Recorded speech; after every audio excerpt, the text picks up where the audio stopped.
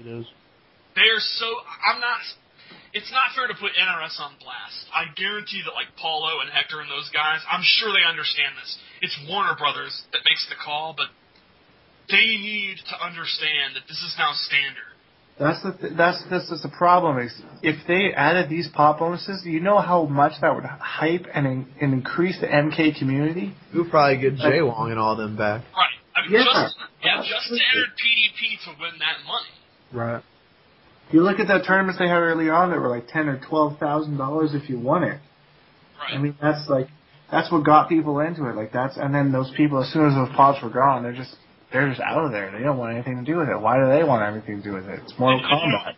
You could say, well, we don't need guys like Justin anyway if he doesn't truly love the game, but that's bullshit. We need good players. Yeah. We all have to get better if Alex Valle and Justin and Flo are playing the game too. Like it or not, those guys are popular fighting game community players. And if they say good things about the game, then we're going to get more people playing the game. Like, there's people that were playing the game at EVO, that was the last time they played it. Like Reinhardt, when was the last time you see Reinhardt play Mortal Kombat? Long Island Joe, I mean, it goes on and on. Reinhardt actually liked it, too. Yeah. He pretty much quit because no one was playing it. Yeah, there's it's tough, and like the last time, I'm sure he's played it, but Online Tony, this was the first time I've ever seen Online Tony do well in a tournament since EVO. I mean, I'm sure he's played it a couple times since then, but. What? What? What was that? That was my phone went off. Sorry about that. Oh, okay. So, Dink, how about your fighting game history and how you got into Mortal Kombat? I got into Mortal Kombat in 2004. I actually played the games early on, all the early arcade games and stuff, when I was a kid, but I never really took it seriously. It was 2004 when Mortal Kombat Deception came out, and I was just a teenager, and I bought Xbox Live just because my friend had it. And I needed a game to play, and I didn't like Halo, so I bought Mortal Kombat. And I met up with Pig of the Hut and Lord of the Fly and Gurchap online, and those were the only three guys I had on my friends list for a year and a half. I just played with them for a long time. Wow, you played Deception online? Oh yeah. That's awesome, dude. I played it. Yeah, I played Deception online, and then I went to Mortal Kombat Armageddon, which I actually really liked, because there was a lot of characters, even though it was an extremely unbalanced game. There's a lot of characters, some characters won, and there's this one guy who would beat everybody, and his name was Easy to Beat, which was very ironic. But he beat everybody, and he was a staple of the fighting game community for Mortal Kombat, because he was just a stand-up guy, he was really nice, and he'd always make things, because we had a community called Mortal Kombat Armageddon Central. I don't know if anyone listening to this has ever heard of it, but that's where Mortal Kombat United started, actually, was Mortal Kombat Armageddon Central. And it was a really kind of welfare-looking website. It was really simple. It's just forums. And this Easy to Beat guy would give everybody tips on, what they were doing wrong. And he'd have a matchup chart with which players, how they did against him in a series of 10. Because back in the day, it was if you played somebody's series of anything less than first to 10, you were on blast. You were a scrub. That's how it worked. So you had to play first to 10 all the time. Otherwise, you were not a member of this community. I like that. Yeah, we tried to carry it on during MKDC, but because MKDC got so many players, it was hard to keep it going. But we tried, and just the early guys like Crazy Bone. Crazy Bone was one of the early guys. Myself, Pig of the Hut, Lord of the Fly, Master Malone.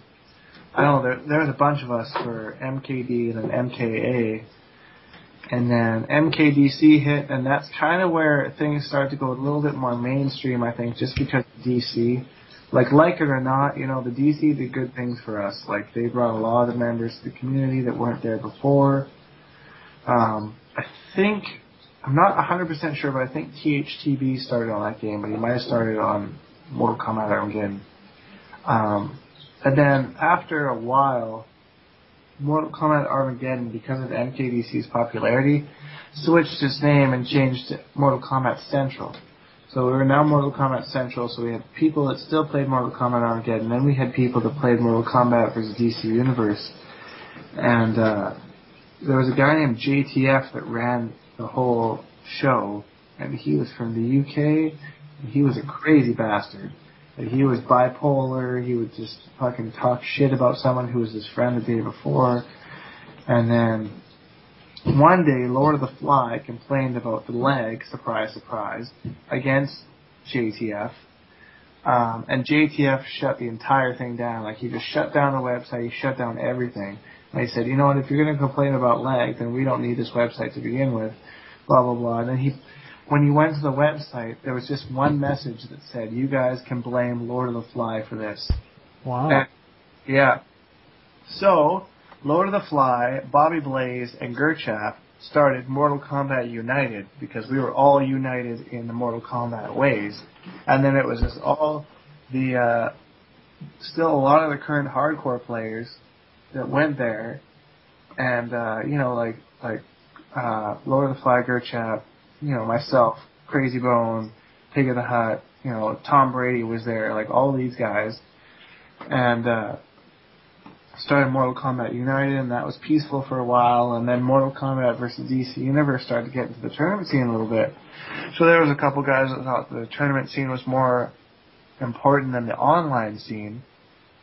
So they, you know, we got in battles about it for months and months about what was better, the online scene or the tournament scene. And that, my friends, is where Test Your Might came from.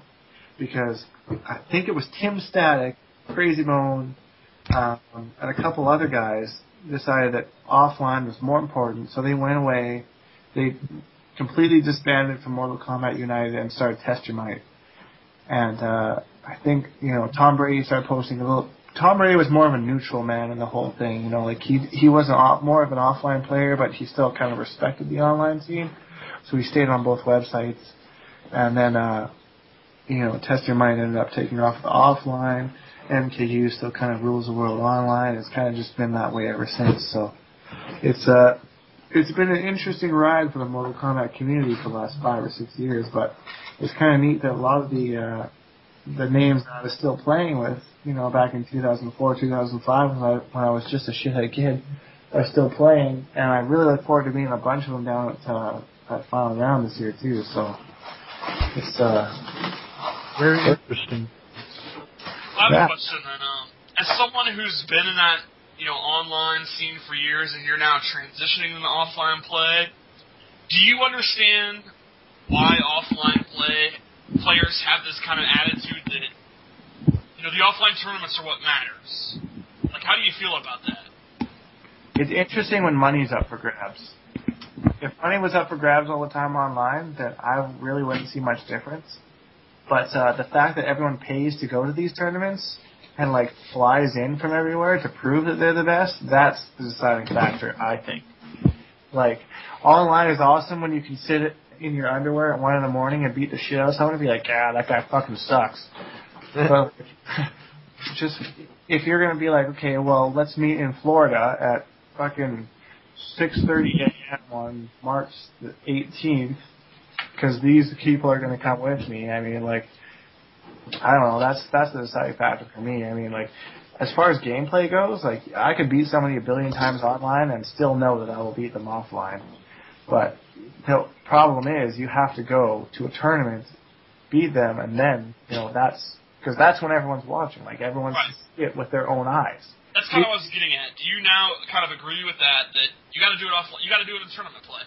Yeah, if someone is gonna send you a message on Xbox Live and say, let's play first to 5 right now, winner can say they're better than the other person, and you say, yeah, okay, let's do it. I mean, there's really no reason why that wouldn't prove it. But, I mean, if it just means so much more when you actually go to a tournament and you have 20 people standing in front of you saying, yeah, I just watched that. He blew you up.